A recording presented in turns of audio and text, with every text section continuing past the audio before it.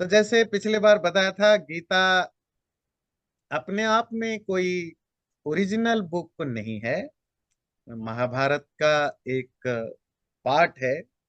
जब महाभारत में लड़ाइयां शुरू हो जाती है, लड़ाई की जो पहला दिन है, उस दिन जब दोनों तरफ की सेनाएं, कौरव और पांडव तरफ की आर्मी दोनों तरफ से खड़ी है, लड़ाई के लिए बिल्कुल तैयार है, तब अर्जुन कृष्ण कृष्ण जो कि उनके चेरिएटर या ड्राइवर थे, अर्जुन उनसे कहते हैं कि प्लीज मेरे चेरियट को, रथ को थोड़ा दोनों आर्मी के बीच में रख दें, जैसे कि मैं देख सकूं कि जो एनिमी साइड में, शत्रु साइड में जो लोग हैं वो कौन कौन है, क्या है, हमारे साइड में कौन आए हमारे साथ लड़ने के लिए, एक ओवरऑल मुझे आइडिया हो जाए। तो लड़ाई क्यों हुई उसकी चर्चा हम कर चुके हैं, पिछले बार कर रहे थे कि जो भी भाइयों में लड़ाइयाँ होती हैं जमीन जायदाद के लिए, राज्य के लिए लड़ाइयाँ थी, और बहुत कोशिश करने के बाद भी पांडवों के दुर्योधन और उनके भाई राजी नहीं थे।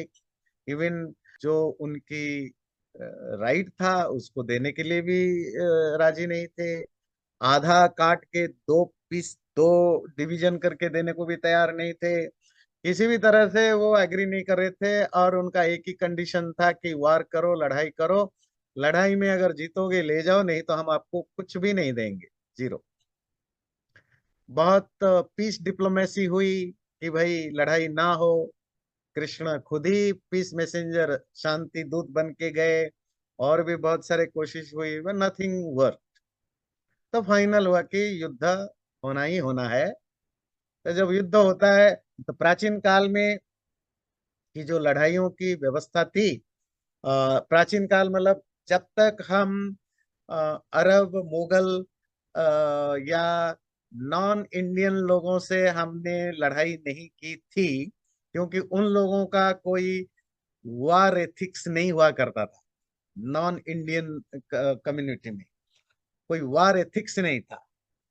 भारत क्योंकि 5,000 साल पहले भी, 10,000 साल पहले भी, 2,000 साल पहले भी बहुत ज्यादा रूल रेगुलेशन एथिक्स को इम्पोर्टेंस देता था, तो वार के लिए भी एथिक बुक बनाए गए थे कि लड़ाई में भी हम किन किन एथिक्स का ये नहीं करेंगे। जैसे दोनों जब वॉरियर लड़े, योद्धा, दोनों में एक जैसा वेपन हो तभी लड़ेंगे। दोनों बिल्कुल बराबर होना चाहिए। अगर शाम हो गया, अंधेरा हो गया, देन वार स्टॉप, तो रेस्ट करो। जैसे ओलंपिक गेम होता है तो वार भी उसी तरह होता था। फिर रात को शाम हो गया, अब लड़ाई नहीं होगी, फिर अगले दिन सुबह होगी। अगर कोई कहता है कि भाई मैं बाथरूम जाता हूँ, तो लड़ाई नहीं होगी। मैं खाना खाना है, लड़ाई नहीं होगी, मतलब पूरी पूरी सिस्टमेटिक एथिक वैल्यूज के साथ सब कुछ होता था।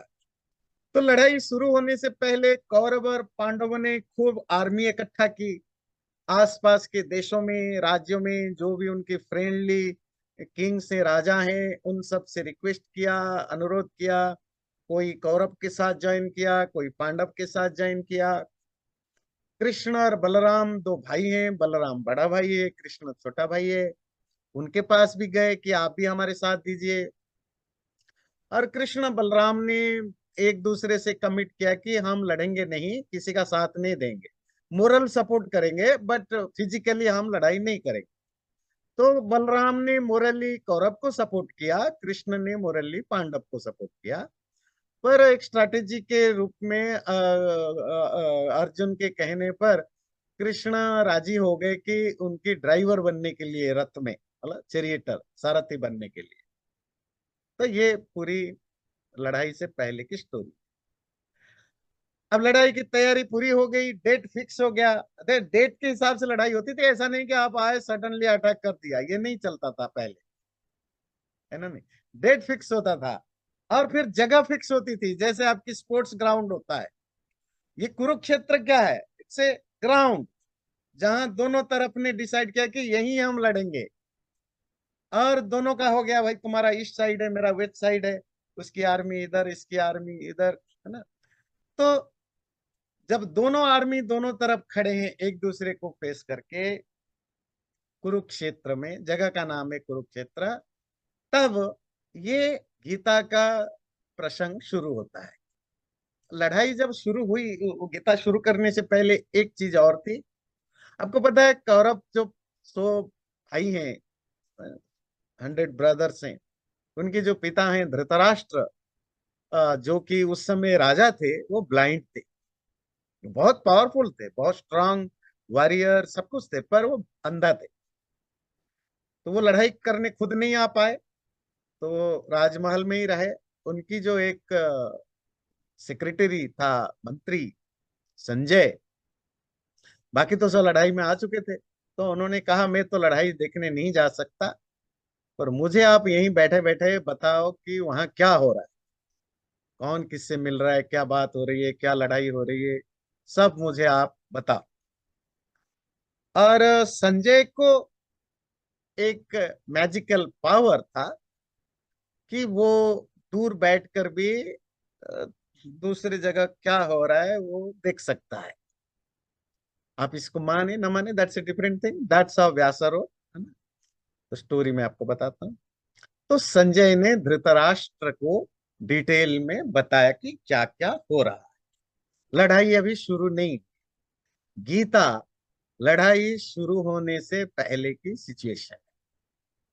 अब हम गीता का पहला अध्याय लेते हैं। गीता में बहुत सारे पुराने लोग हैं, सबको पता है, कुछ नए हैं। मैं यंग जनरेशन भी कुछ लोगों को देख रहा हूँ, तो आपके लिए बता दूं, गीता में टोटल 18 चैप्टर्स हैं। दूसरी चीज है, गीता क्यों पढ़ना चाहिए, सीखना चाहिए।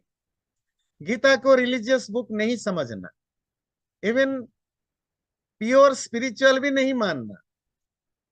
गीता में आप लाइफ के किसी भी फील्ड में आप हो, आपको फैमिली प्रॉब्लम है उसका सल्यूशन चाहिए, आपको गीता में मिल जाएगा। आपकी प्रोफेशनल डिलेमा है, आपको सल्यूशन चाहिए, आपको गीता में मिल जाएगा। आप बिजनेस कर रहे हैं, आप वो एंटरप्रेनर है, आप स्टार्टअप शुरू कर रहे हैं, आपका काम नहीं बन रहा है या कुछ प्रॉब्लम है, गीता पढ़िए, you will get some solution. जब हम गीता चर्चा करेंगे, आपको इस तरह के बहुत सारे चीजों पर भी डिस्कशन करेंगे, है ना। नहीं, इसी तरह आपको फिलोसफी समझना है, क्या एक्चुअल हिंदू फिलोसफी या सनातन धर्म का फिलोसफी है, वो भी गीता में मिलेगा। स्पिरिचुअलिटी, वो भी आपको गीता में मिलेगा। रिलीजियन भी डेफिनेटली मिलेगा। सो गीता पॉपुलर इसीलिए हुआ कि उसमें day to day life, even खान पान, आपका जो डाइटिंग है, फूड हैबिट है, वो कैसा होना चाहिए, हेल्दी होने के लिए क्या राज है, ये जितने एक लाइफ से रिलेटेड जितने तरह की डिलेमाएं या प्रॉब्लम्स हो सकते हैं, उन सब का आंसर गीता में कहीं ना कहीं आपको मिल जाता है। If you are purely materialistic, still you will get so much thing from Gita. आप प्योरली स्पिरिचुअल है, तो भी गीता आपको बहुत कुछ दे सकता है।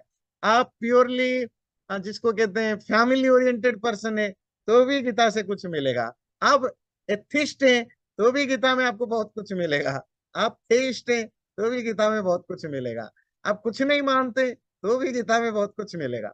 आप शेयर शेयर मार्केट में पैसा लगाते हैं, तो भी गीता में आपको उसके रिलेटेड कुछ ना कुछ मिलेगा। So that's how Gita is, है ना। तो ये क्वेश्चन है कि क्या 18 चैप्टर में करीब करीब 700 वर्सेस हैं, श्लोक हैं, ये सारे श्लोक लड़ाई से पहले वो युद्ध मैदान में, वार फील्ड में बताए गए।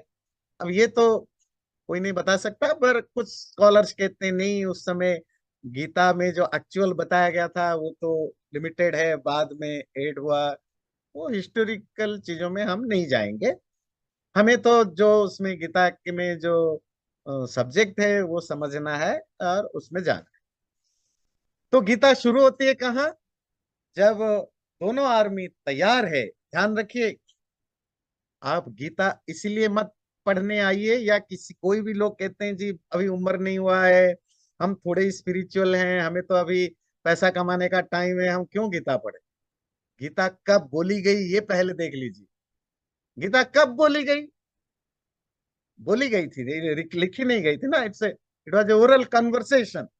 गीता ओरल कन्वर्सेशन कहाँ हुआ? लड़ाई के मैदान में है ना, लड़ाई के मैदान में। और अर्जुन को मेडिटेशन करना नहीं था, अर्जुन को स्पिरिचुअल गोल नहीं चाहिए था। जैसे आप लोग आए हो कि ब्रह्म क्या है, आत्मा क्या है जानने के लिए, अर्जुन को इससे कोई लेन देन नहीं था। अर्जुन पैनिक था, अर्जुन को डिप्रेशन हो गया था। लड़ाई के मैदान में वो अपने रिलेटिव को देखता है, और एनिमी शत्रु के पक्ष में, अपने पक्ष में भी, शत्रु के पक्ष में उसकी ग्रैंडपा उधर है, मामा उधर है, चाचा उधर है, कजन ब्रदर्स हैं, और बहुत सारे रिश्तेदार इधर उधर हैं। तो वो एथिकल डिलेमा में पड़ गया, मैं कैसे इनको मारूं, मैं लालची कहलाऊंगा, people will call me selfish, so many greedy, मैं कैसे अपने हाथ से इनको मारूं राज्य के लिए, बस। और वो लड़ाई का मैदान था, वार फील्ड था। गीता का जो उपदेश है वो किसी हिमालय के पहाड़ में बैठे हुए ऋषियों का नहीं था। जैसे वेद है, उपनिषद है, धर्मशास्त्र है, दर्शन शास्त्र है, वो तो सब मेडिटेशन के समय है ना, जो गुफा में, गुरुकुल में ये ग्रंथ लिखे गए, बोले गए। पर गीता तो लड़ाई के मैदान में बोला। इसीलिए उसका रिलेशनशिप सिर्फ स्पिरिचुअलिटी से नहीं है। आप लाइफ में कहीं भी लड़ाई में है, लड़ाई सिर्फ वो वेपन से नहीं होता है ना। आप रोज ऑफिस जाते हैं, आपके ऑफिस में आपकी लड़ाइयां होती है, आपकी को वर्कर से, जेलेसी, ग्रीड, कॉर्पोरेट क्या कहते हैं उसको, कंस्पिरेसी, वहां भी तो लड़ाई है। आपकी फैमिली में लड़ाइयाँ होती है, पति पत्नी की प्रॉब्लम है, बच्चे और पेरेंट्स की प्रॉब्लम है, वहां भी तो लड़ाइयाँ है। आप सोशल वर्क करने जाते हैं, वहां भी दुनिया भर की लड़ाइयाँ हैं। और आपके अंदर खुद बहुत सारे चीजों के लिए डिलेमा है आपके। कभी कभी हम फ्रस्ट्रेटेड होते हैं, इरिटेटेड होते हैं, हम समझ नहीं पाते हैं मैं किसको ज्यादा इंपॉर्टेंस दूं, किसको कम इंपॉर्टेंस दूं। हमारे जीवन में कॉन्स्टेंटली इनर स्ट्रगल, जिसको कहते हैं अंदर की लड़ाई, चलती रहती है। We have to take a decision, ये करूं ना करूं, है ना। तो आपको बीमार हो गए, आप एक प्रोजेक्ट में काम करते हैं, बॉस ने कहा आपको 4 दिन के अंदर काम करके देना है, पर आपको कोविड हो गया, बीमार हो गए, आपको मन नहीं करता, आपको रेस्ट करना है। आप डिलेमा में, मैं क्या करूं, काम करने जाऊं या हेल्थ का ध्यान रखूं? सोल्यूशन आपको गीता वाला देगा, गीता देगा। तो जब आप गीता पढ़ लेते हैं पूरा का पूरा, तो आपको लाइफ में जब ठीक ठीक समझ लेते हैं, लाइफ में किसी भी फील्ड में कोई भी प्रॉब्लम आए, you know the solution, and you will know the solution. क्योंकि गीता उसके लिए बताया गया जो खुद लड़ाई के मैदान में लड़ने के लिए खड़ा था। वो किसी गुरुकुल के छात्र विद्यार्थी के लिए नहीं था। Is it clear? ओके, अब आते हैं गीता को शुरू करने से पहले गीता की जो स्ट्रक्चर है। जो पहला चैप्टर है उसमें आपको कोई फिलोसफी, स्पिरिचुअल, कोई, जितने मैंने आपको मोटिवेट करने के लिए बताया गीता क्यों पढ़नी चाहिए, उनमें से कुछ नहीं मिलेगा फर्स्ट चैप्टर। फर्स्ट चैप्टर तो प्रॉब्लम है। जब आप डॉक्टर के पास जाते हैं ना, कोई बीमारी लेके, डॉक्टर सीधा प्रिस्क्रिप्शन नहीं लिखता, आधा घंटा तो लगाता है समझने में आपको क्या प्रॉब्लम है। आधा घंटा समझाने के बाद अगर छोटी मोटी बीमारी हो तब तो ठीक है, जुकाम है, ठंड है। अगर थोड़ी सी लंबा है तो कहेगा अमुक टेस्ट करा, अमुक टेस्ट करा, डायग्नोसिस करता है, टेस्ट करके ला। कभी कभी 15 दिन, महीने लग जाता है आपको प्रिस्क्रिप्शन लिखते लिखते। तो डायग्नोसिस बहुत इंपॉर्टेंट होता है। प्रॉब्लम क्या है जब तक आप नहीं समझेंगे, सोल्यूशन हमेशा खराब होगा। तो फर्स्ट चैप्टर में डोंट एक्सपेक्ट कि आप जिसके लिए गीता क्लास में ज्वाइन है वो सब कुछ भी नहीं है, ये तो कहानियां है, इसमें तो यह है, कुछ नहीं मिलेगा। पर अगर आप फर्स्ट चैप्टर मिस कर जाते हैं तो गीता के बाकी 17 चैप्टर की क्या वैल्यू है वो समझना आपके लिए बहुत मुश्किल होगा। इसीलिए फर्स्ट चैप्टर भी उतना ही इम्पोर्टेंस रखता है जितना बाकी चैप्टर भी रखते हैं। क्योंकि आपको पता होना चाहिए बीमारी क्या है। और अर्जुन जो अपनी बीमारी बताएगा, वो सब बीमारी आपको और मुझे भी है, सेम प्रॉब्लम। बस फील्ड अलग है, बट प्रॉब्लम सेम है। इसीलिए फर्स्ट चैप्टर अच्छी तरह पढ़ना जरूरी। सेकेंड चैप्टर के 15-20 श्लोक तक आपको कोई कोई सोल्यूशन, कोई स्पिरिचुअल फिलोसफी कुछ नहीं मिलने वाला। यही स्टोरी है, अर्जुन की प्रॉब्लम, कृष्ण का उसको समझाना, यही सब चीजें। ठीक है, चलिए अब हम शुरू करते हैं पहला अध्याय का पहला श्लोक, जिसमें धृतराष्ट्र अपने राजमहल में बैठ करके संजय, जो उनकी सेक्रेटरी है, सचिव है, उसको पूछते हैं कि बताइए क्या चल रहा है लड़ाई के मैदान। देखिए श्लोक लेते हैं पहला। धृतराष्ट्र उवाच धर्म क्षेत्रे कुरुक्षेत्रे समवेता युयोत्सवः मामकाः पांडवाश्चैव किमकुर्वत संजय। धृतराष्ट्र जो कि ब्लाइंड है, अंधे हैं, कौरवों का पिता है, जो कि फिलहाल राजा हैं, क्योंकि वो लड़ाई में नहीं आ सकते, उन्होंने संजय से पूछा कि हे संजय, ये लास्ट में देखिए संजय है ना, कुरुक्षेत्र में, कुरुक्षेत्र मतलब लैंड ऑफ कुरु उसका नाम है, जो आज हरियाणा में कुरुक्षेत्र पूरी सिटी है।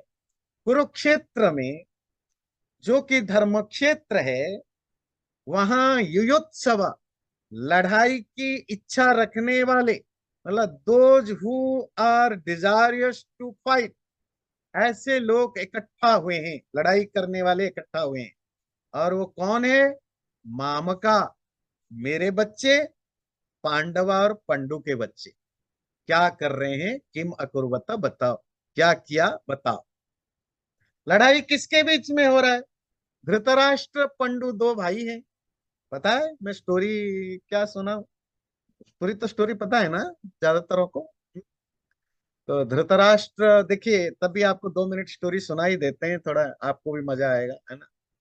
तो ऐसा है कि स्टोरी है, भीष्म से शुरू होती है।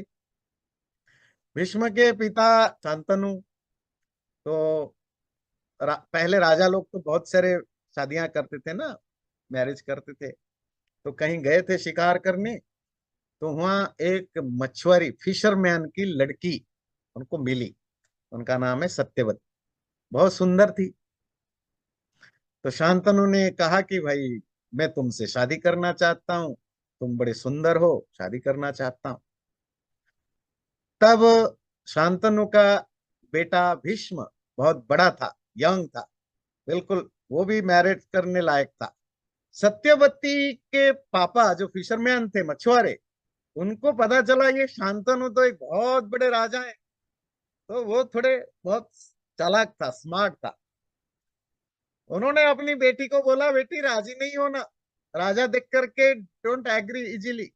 तो सत्यवती ने कहा ठीक है, मेरी तो प्रॉब्लम नहीं है, पर मेरे पापा से आप बात करिए। तो शांतनु ने सत्यवती के पापा से बोला कि मैं आपकी बेटी से प्यार करता हूँ, शादी करना चाहता हूँ। अब इतना बड़ा राजा है, मना कैसे करे? पर मछुआरा बड़ा समझदार था, बहुत इंटेलिजेंट, स्मार्ट। उन्होंने कहा मैं राजी हूं मेरी बेटी को शादी कराने, पर आई हैव 2 कंडीशंस। तो क्या कंडीशन है? कि पहला कंडीशन है कि देखिए आप इतने बड़े राजा हैं, मेरी गरीब घर की बच्ची है, आप शादी करके ले जाओगे और आपकी जो राजमहल में मेरी बेटी को आपकी जो पुरानी रानियां हैं वो दासी बना देंगी। तो आप क्या चाहते हो? कि मेरी बेटी आपकी चीफ क्वीन, पाटरानी बनेगी। चीफ क्वीन समझते हैं? द हेड ऑफ द जो हरम है ना, जो वो क्वीन बनेगी।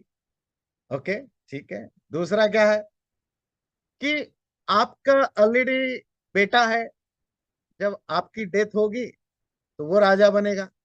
तो वो राजा बनेगा तो आपकी जो पहली वाइफ है वो राजमाता, मदर ऑफ किंग्स मदर कहलाएगी।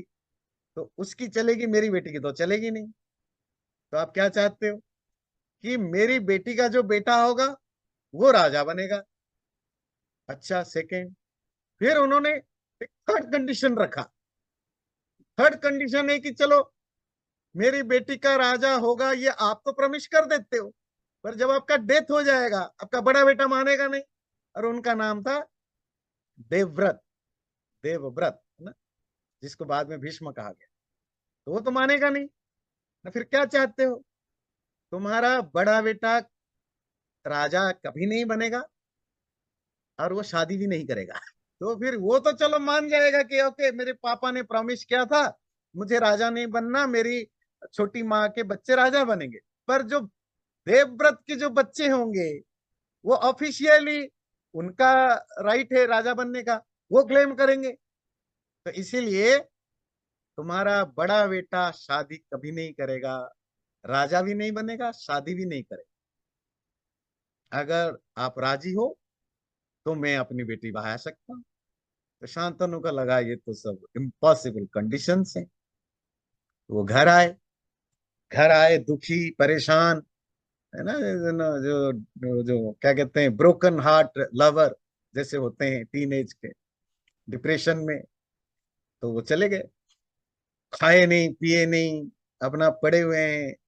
बेटा जवान है, 25 साल का, 35-30 साल का बेटा है।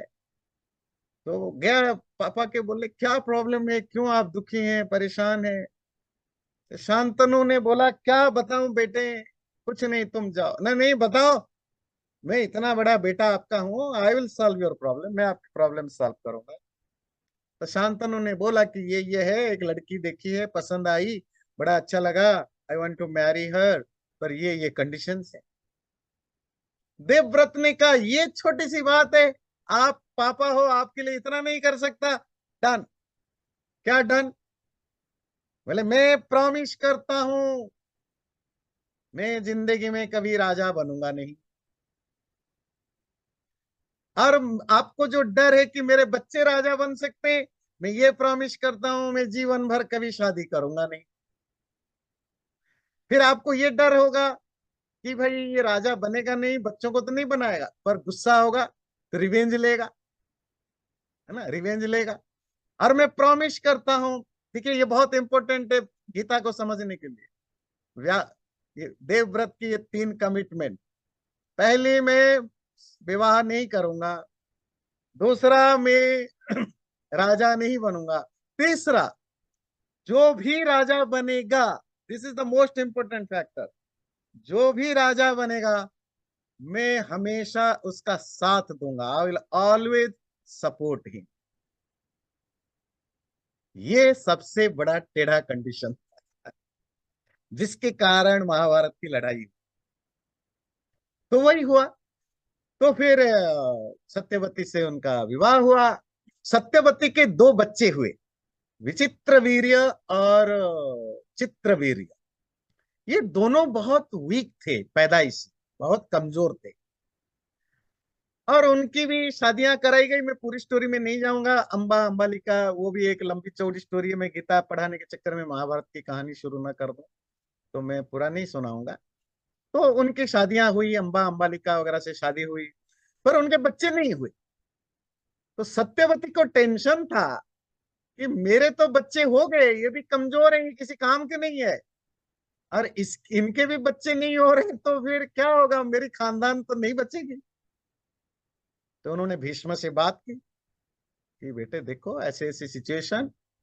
तो फिर सत्यवती ने व्यास से बात, ध्यान रखिए व्यास खुद ही, व्यास जो है वो खुद ही सत्यवती के संतान थे, उनसे बात की कि बेटे देखो, तुम्हारे ये कजन ब्रदर हैं चित्रवीर्य विचित्रवीर्य, और उनके बच्चे होने का चांस नहीं है क्योंकि वो कमजोर हैं। तो उस समय ये परंपरा बहुत सोशियली एक्सेप्टेड था। मतलब आजकल आपको बुरा लगेगा, पर it was very common at that time. तो आप नियोग करो हमारे अंबा अंबालिका के साथ। तो व्यास ने माना, मान गए। पर प्रॉब्लम है कि व्यास, एक तो ऋषि होने के कारण उनका बहुत तेज था, बहुत तपस्या करने के कारण ना उनके शरीर से तेज था। दूसरा, वो कहते हैं देखने में इतने ज्यादा सुंदर नहीं, अच्छे नहीं थे। व्यास ने सत्यवती को कहा कि देखो माँ, ध्यान रखना, ये जो मैं जब जाऊंगा आपकी बहुओं के पास, एक एक करके जाऊंगा, उनको बोलना कि वो डरे नहीं मुझसे, मतलब मेरे शकल सूरत और मेरे तेज देख के डरे नहीं, और कॉन्फिडेंस में रहें। अगर डर गए या कॉन्फिडेंस लूज हो गया तो फिर वो जो बच्चे पैदा होंगे वो फिर हैंडीकैप्ड होंगे। वो गए, एक एक करके पहले के पास गए, तो वो इतना ज्यादा डर गई, उन्होंने आंखें बंद कर दी बिल्कुल। कहते हैं उनका जो बच्चा पैदा हुआ धृतराष्ट्र, वो ब्लाइंड, अंधा पैदा। दूसरी के पास जब गए तो शी वाज सो स्केर्ड, उनकी बॉडी कांपने लगी। तो उनका जो बच्चा पैदा हुआ पांडु, पंडु, जो लीवर की प्रॉब्लम से अफेक्टेड थे, जिसको जॉन्डिस कहते हैं। जॉन्डिस को संस्कृत में पांडु रोग कहते हैं। तो उनका लीवर कमजोर था, वो बहुत दिन तक जी नहीं सकते थे, और इसीलिए उनका नाम भी पंडु, पांडु। सत्यवती को जो पता चला कि ये दोनों के दोनों बहू गड़बड़ कर रखे, तो वो घबराई। बैकअप के लिए तो उनकी एक दासी थी, दासी समझते हैं, जो मेड, उन्होंने एक अच्छी अच्छी मेड, जो ट्रस्ट वर्थी मेड है, उन्होंने मेड के साथ भी व्यास का मीटिंग कराई। तो जो मेड से जो वो मेड बहुत ही, मतलब जिसको कहते हैं एंजॉय था। तो उसका जो बच्चा पैदा हुआ वो बहुत ही ब्रिलियंट, टैलेंटेड पैदा हुआ, जिसका नाम था विदुर। जैसे गीता बहुत इंपॉर्टेंस रखता है ना, इसी तरह विदुर का भी एक गीता है, विदुर नीति कहते हैं, कभी मौका मिले पढ़िए। It's all about politics, polity, economy, ethics. बहुत बड़े ग्रेट स्कॉलर। आगे जाकर के विदुर वहां का मिनिस्टर बने।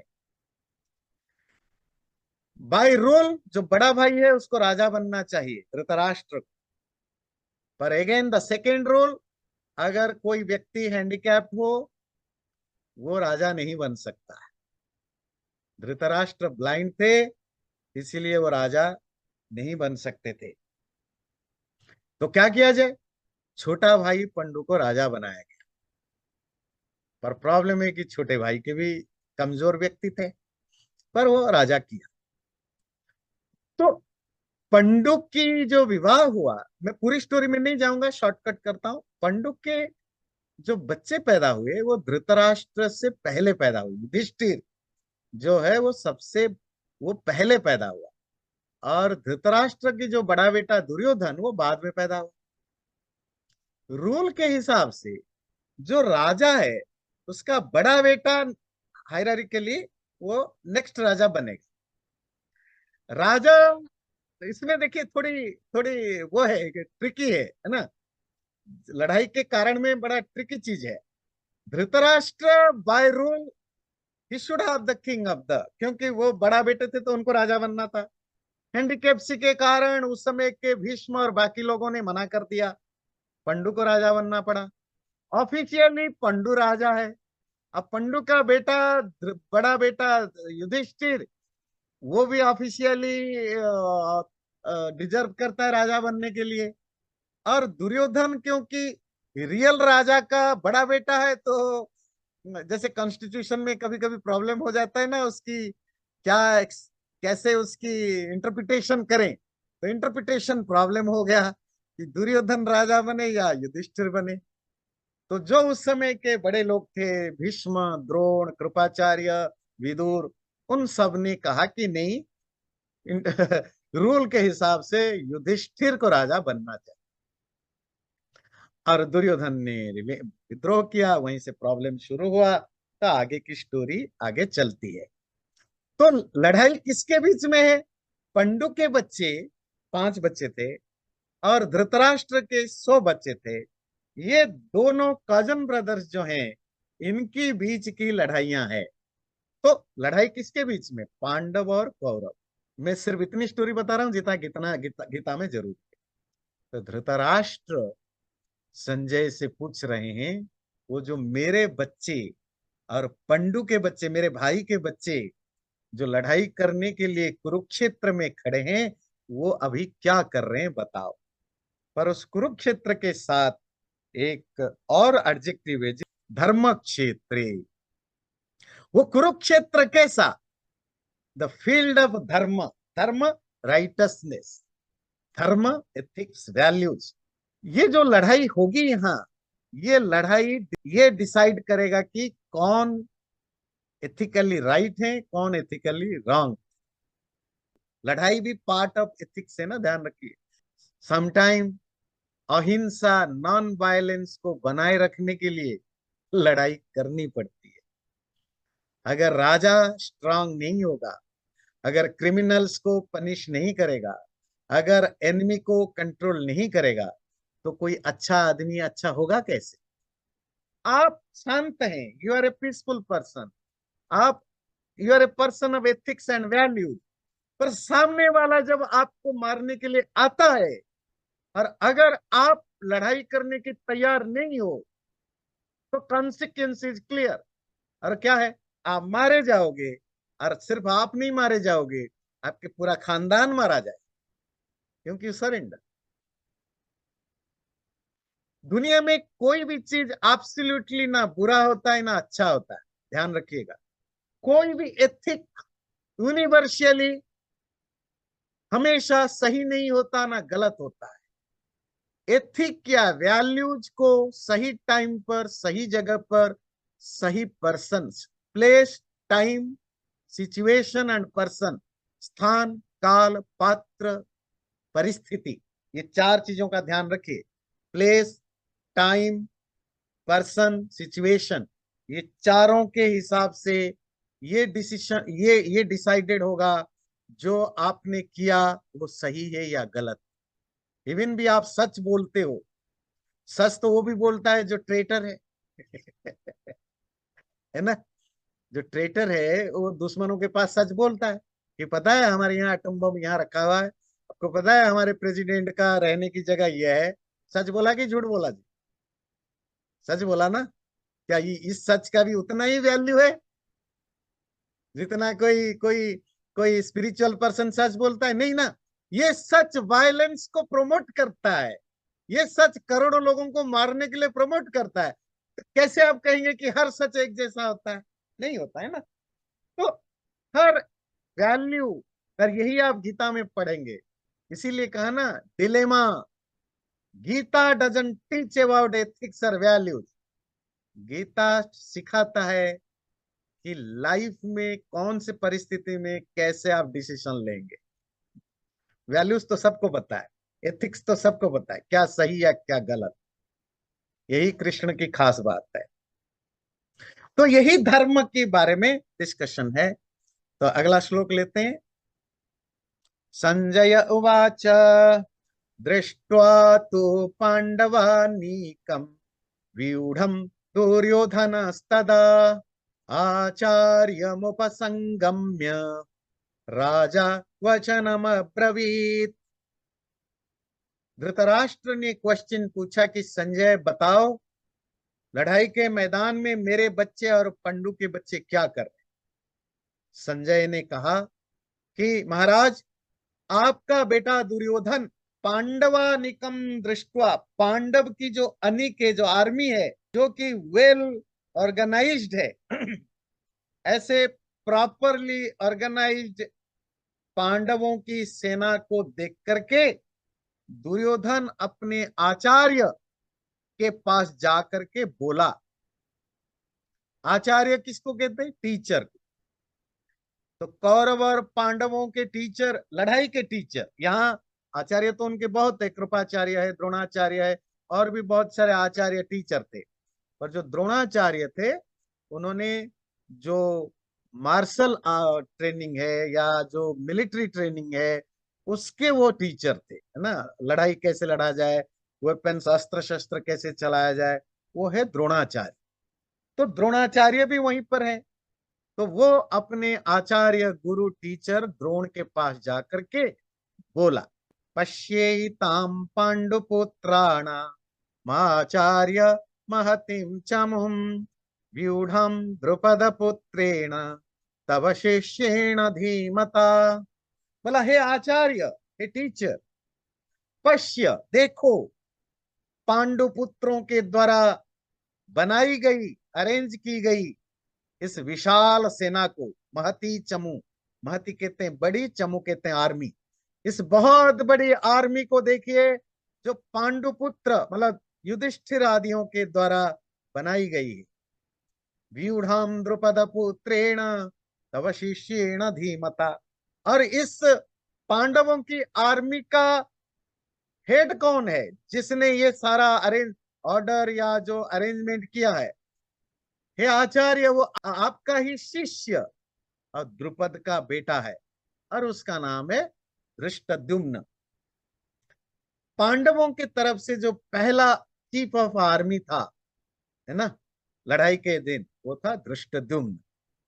ये भी बड़ा इंटरेस्टिंग कैरेक्टर है, आपको उसकी भी कहानी सुनाएंगे अभी। एक दो दिन आपको कुछ कहानियां सुनने को मिलेगा।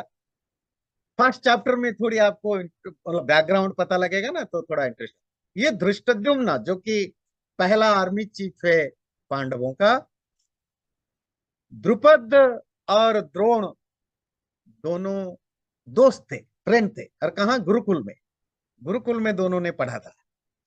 द्रोण बहुत गरीब ब्राह्मण घर के थे, द्रुपद राजा था, तो पांचाल राज्य के राजा थे वो। तो वो दोनों गुरुकुल में साथ पढ़ते थे, बहुत तो उनकी यारी या दोस्ती या फ्रेंडशिप थी, बहुत घनिष्ठ फ्रेंडशिप। जब पढ़ाई लिखाई पूरी हो गई, द्रुपद आए, और अब वो तो प्रिंस थे, वो पांचाल का राजा बन गए। और जो द्रोण आया, वो बेचारे गरीब थे, ब्राह्मण गरीब होते हैं। इतनी गरीबी थी, उनको कोई रोजगार नहीं मिल रहा था, जॉब नहीं था, कोई पढ़ाने के लिए कोई शिष्य नहीं था, या किसी भी तरह की कोई काम नहीं। इतनी गरीबी थी कि बच्चे को दूध पिलाने के लिए गाय तक भी नहीं। तो उनकी पत्नी उनको बार बार कहती थी, आप बार बार बोलते रहते हो, जब आप गुरुकुल में पढ़ते थे, द्रुपद आपका सबसे बढ़िया फ्रेंड था, सबसे क्लोज फ्रेंड, वो राजा बन गया है, आप जाओ, कम से कम राजा के पास जाओ, उसको तो बस इतना ही बोलना है कि गाय दे दो, और कुछ नहीं, गाय दे दो, गाय बछड़ा, बस इतना ही मांगना है, कौन सा ज्यादा मांगना है, मांग कर ला। द्रोण हेजिटेट करते थे, नहीं, पता नहीं, राजा बनने के बाद लोगों का मूड चेंज हो जाता है ना, आपने देखा होगा, स्कूल में पढ़े हुए दोस्त होते हैं, कोई बहुत बड़ा आदमी बन जाता है, कुछ कुछ लोग तो बड़े बनने के बाद भी अपने गरीब दोस्तों को याद रखते हैं, कुछ लोग बिल्कुल पहचानते नहीं है। तो द्रोण को, ये तो यूनिवर्सल ह्यूमन नेचर है, तो द्रोण को था, पता नहीं ये, पता नहीं कैसे ह्यूमिलेट करेगा, क्या रिएक्ट करेगा, वो राजी नहीं हुए। पर पत्नी पीछे पड़ गई, फिर बच्चा मर जाएगा, खाने को नहीं, पीने को नहीं, और आप कुछ काम धंधा करते नहीं हो, कुछ तो करो, जाओ कुछ मांग करके लाओ। तो वो जैसे तैसे करके द्रुपद के पास पहुंचे। जब द्रुपद के राजमहल में पहुंचे, तो जो गेट कीपर था, तो गेट कीपर ने पूछा, भाई किससे मिलना है? जी, आपके महाराज से मिलना है ना। और वो बेचारे गरीब, कपड़े तो उनके फटे पुराने, महीनों से साफ नहीं हुआ होगा। बोले, तुम भिखारी, है ना, कपड़े फटे पुराने, तो राजा से क्या मिलेगा, भाग यहाँ से। द्रोण ने कहा, नहीं, तुम्हारे महाराज मेरे मित्र हैं, फ्रेंड है, तो उनको बताओ कि द्रोण आया है। तो द्वारपाल को लगा, यार ऐसे तो बहुत लोग आते हैं, पता नहीं क्या क्या, जब कोई बड़ा आदमी बन जाता है, हर कोई अपना रिश्ता जोड़ जाता है। तो पर वो सुना नहीं। फिर द्रोण वहां पड़े रहे, पड़े रहे, पड़े रहे, जब पड़े रहे, तो द्वारपाल को लगा ये बड़ा जान ही रहा है। तो वो जाकर के महाराज को बोला कि महाराज, ऐसे कोई द्रोण नाम का ब्राह्मण, गरीब ब्राह्मण है, बड़े फटे पुराने कपड़े पहनकर आया है, और वो बोलता है आपका मित्र है, वो आपसे मिलना चाहता है, और कितने दिनों से वहां पड़ा हुआ है। तो द्रुपद ने बोला, मुझे, मेरा कोई ऐसा दोस्त वोस्त नहीं, उसका लात मार के भगाओ यहाँ से। द्वारपाल आया, बोला, वे ब्राह्मण, भीख मंगे, हैं? राजा तो कहता है वो किसी को जानता नहीं है, तुम यहाँ 5 दिन से मेरे सामने, भाग यहाँ से। तो उसको बहुत गालियां दी, बहुत निंदा की, उसको निकाल। द्रोण ने उस दिन एक प्रॉमिस किया, बोला अपने महाराज को बोल देना जो मेरी तुमने बेइज्जती की है, ह्यूमिलिएशन की है, उसका तो मैं रिवेंज बदला लेकर ही रहूंगा। फिर वो चला गया। चला गया, फिर बाद में परेशान होकर के घूमता फिरता रहा जैसे तैसे। एक बार ये पंडु के बच्चे और धृतराष्ट्र के बच्चे, जो दुर्योधन आदि 100 भाई और पंडु के 5 बच्चे, है ना, तो ये सब खेल रहे थे, घूम रहे थे, कुछ कर रहे थे। तो एक बॉल बना के उन्होंने खेल रहे थे, तो वो वहां किसी गड्ढे, कुएं के अंदर गिर गया था। तो बच्चे सब ट्राई कर रहे थे उस कैसे कुएं में से उस बॉल को निकाला जाए। उस समय जो भी बॉल टाइप का कुछ रहा होगा, वो निकल नहीं रहा था। तो एक दिन द्रोण वहां घूम रहे थे, तो उन्होंने देखा ये ये सब प्रिंस। तो उन्होंने पूछे, बच्चे क्या है? जी देखिए जी, ये हमारा वो गेंद गिर गया है, बॉल गिर गया है कुएं के अंदर, निकल नहीं पा रहा है। तो द्रोण ने कहा कि मैं निकाल दूं। बोले हाँ जी निकालिए। तो द्रोण तो वो मिलिट्री के, वो तो उसके वार टेक्नोलॉजी के एक्सपर्ट थे। द्रोण की जो स्पेशलाइजेशन था, ब्राह्मण तो थे, पर उनकी वार, जो स्ट्रैटेजी, मिलिट्री, मार्शल, इन सब चीजों में एक्सपर्ट थे। तो उन्होंने हमेशा अपने धनु लेकर घूमते थे। तो उन्होंने धनु और तीर को लगाया और कुछ ऐसा किया कि वो तीर के साथ बॉल ऊपर आ गया, उन बच्चों को दे दिया। बच्चे अमेज्ड, ओ माय गॉड, ये तो बहुत अच्छे, मतलब बहुत कुछ जानते हैं। तो उन्होंने जा करके अपने वहां राजमहल में बताया भीष्म को। भीष्म कौन है? ग्रैंडपा, है ना, जो सिंहासन के साथ है, जो भी सिंहासन में बैठे, आई एम विथ यू। वो भीष्म को बताया, सबको बताया। भीष्म ने कहा अच्छा कौन है, उसको बुला के लाओ। अगले दिन बच्चे गए खेलने के लिए। फिर वो वहीं घूम रहे थे, तो उनको बोला आ जाओ हमारे राजभवन में। तो हमारे जो ग्रैंडपा हैं भीष्म, वो आपसे मिलना चाहते हैं। तो द्रोण को ले आए। ले आए तो भीष्म ने उनकी थोड़ी एक टेस्ट वगैरह किया। तो उनको लगा कि नहीं, ये बहुत ज्ञानी व्यक्ति हैं। तो उन्होंने कहा कि ऐसा करो, आप हमारे बच्चों को पढ़ाओ। प्राचीन काल में 2 तरह के टीचर होते थे, आचार्य और उपाध्याय। आचार्य जिनका अपना गुरुकुल होता था, अपना, वो किसी से फंड नहीं लेते थे, डोनेशन नहीं लेते थे। बच्चे उनके पास आते थे, पढ़ते थे, दक्षिणा में जो दे दिया या माँ बाप ने जो दे दिया, दैट्स इट। उपाध्याय वो जिसको आजकल आप कहते हैं होम ट्यूटर, जो आपके पास आकर के पढ़ाए, वो उपाध्याय। जिसके पास बच्चे जाकर पढ़े, वो आचार्य। आचार्य को तो इंडिपेंडेंसी थी, वो अपनी मर्जी, क्योंकि अपना, अपने गुरुकुल का अपना मालिक है। पर उपाध्याय तो नौकरी करता है ना, और आपको पता है नौकरी करने वालों की क्या हालत होती है ना। तो द्रोण ने नौकरी स्वीकार की, उपाध्याय। कंडीशन था। कंडीशन क्या? आप हमारे बच्चों के अलावा और किसी को नहीं पढ़ा सकते। वो एकलव्य वाली स्टोरी उसी के कारण, क्योंकि ही वॉज कमिटेड। वो जो गरीब था, जॉब नहीं था, तो कौरव लोगों ने उनको जॉब दिया विद द कंडीशन कि आप सिर्फ हमारे बच्चों को पढ़ाएंगे और किसी को नहीं पढ़ाएंगे। और वो सैलरी पर था, मतलब कंपेंसेशन बेस्ड पर था। और आचार्य कंपेंसेशन बेस्ड पर नहीं हुआ करते, मतलब जो होते थे उनको उपाध्याय कहा जाता। दैट्स हाउ द्रोण की कैरेक्टर में जो आपको फ्लॉ दिखता है, वो जब आप महाभारत पढ़ेंगे तब समझ में आएगा कि वो उनकी उस समय की मजबूरी थी। तो उन्होंने पढ़ा, पढ़ाया लिखाया। चलो मैं डिटेल में नहीं जाऊंगा, मैं धृष्टद्युम्न तक आना था। तो फिर वो जब पढ़े लिखे, अप डाउन, भीम, अर्जुन, युधिष्ठिर, नकुल, सहदेव, उस तरफ दुर्योधन, दुशासन आदि आदि। इवन कर्ण भी बाद में ज्वाइन किया उनको। कर्ण को भी उन्होंने, भीष्म ने अलाउ किया, तो द्रोण ने उनको भी पढ़ाया। तो सब एक से एक बढ़ करके योद्धा बन गए। अर्जुन उनका सबसे फेवरेट था। जब पढ़ाई पूरी हो गई, गुरु दक्षिणा देनी थी। ध्यान से सुनिए, यहीं से इंटरेस्टिंग चीज शुरू होती है। गुरु दक्षिणा समझते हैं, पढ़ने के बाद जो आप कुछ गिफ्ट देंगे।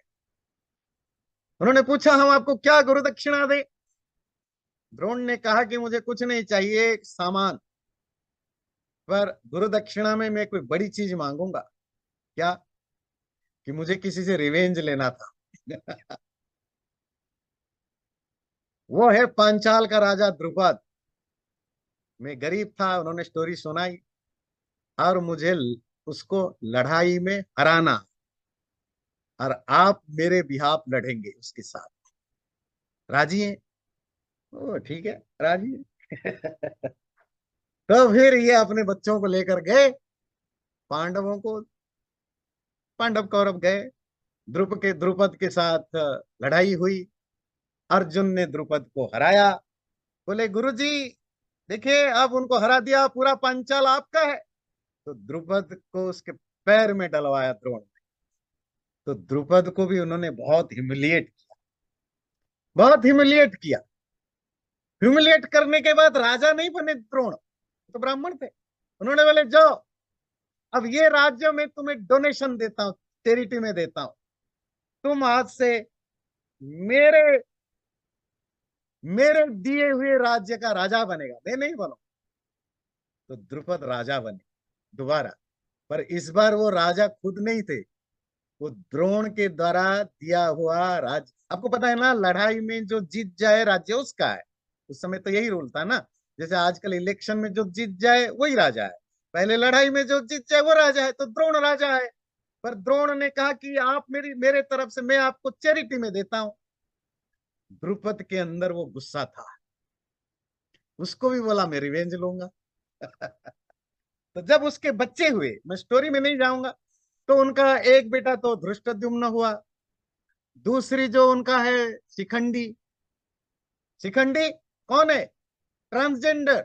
आजकल हम वो ट्रांसजेंडर को कैसे बदतमीजी करते हैं, क्या क्या करते हैं, पर हमारे लिटरेचर में ट्रांसजेंडर बिल्कुल उसी तरह के रेस्पेक्टेड होते थे जैसे मेल फीमेल, है ना? नहीं, वो शिखंडी वॉरियर थी, था कहिए, थी कहिए, जैसा भी आपको ठीक लगे। और उसने खुद वो आर्मी चीफ भी बनी, कमांडर इन चीफ बनी थी। तो एक तो शिखंडी बनी ट्रांसजेंडर, और उनकी बेटी हुई द्रौपदी। जो धृष्टद्युम्न था, द्रुपद ने अपने बेटे को कहा था, बेटे ये है बदमाश, ये द्रोण, इससे बदला लेना है तुम्हें, तो तुम्हें इसको मारना है मेरे लिए। और धृष्टद्युम्न पांडवों के तरफ लड़ा, और जो फर्स्ट चीफ ऑफ आर्मी बन के लड़ा। क्योंकि उस समय यही होता था कि लड़ाई की जो सेनापति है, जो चीफ ऑफ आर्मी है, वो आगे रह कर लड़ता है। अगर वो मर जाए, फिर दूसरा आर्मी उसकी जगह दूसरा आर्मी चीफ होता है। अगर राजा मर जाए, लास्ट में जब तक राजा मर जाए तो लड़ाई खत्म, राजा मर जाए या राजा हार मान जाए। तो धृष्टद्युम्न इनकी तरफ से लड़ा था। अब आपको स्टोरी समझ में आई? वो धृष्टद्युम्न वही है जो पांडवों का पहला चीफ ऑफ आर्मी था, और एक्चुअली आगे जाकर के भी उसने ही हेल्प किया कैसे उसको मारना है, वो स्टोरी हम बाद में देखेंगे। वही है धृष्टद्युम्न। टाइम हो गया है, मैं उसी थर्ड श्लोक को थोड़ा कंक्लूड करूं। दुर्योधन कह रहे हैं, आपकी शिष्य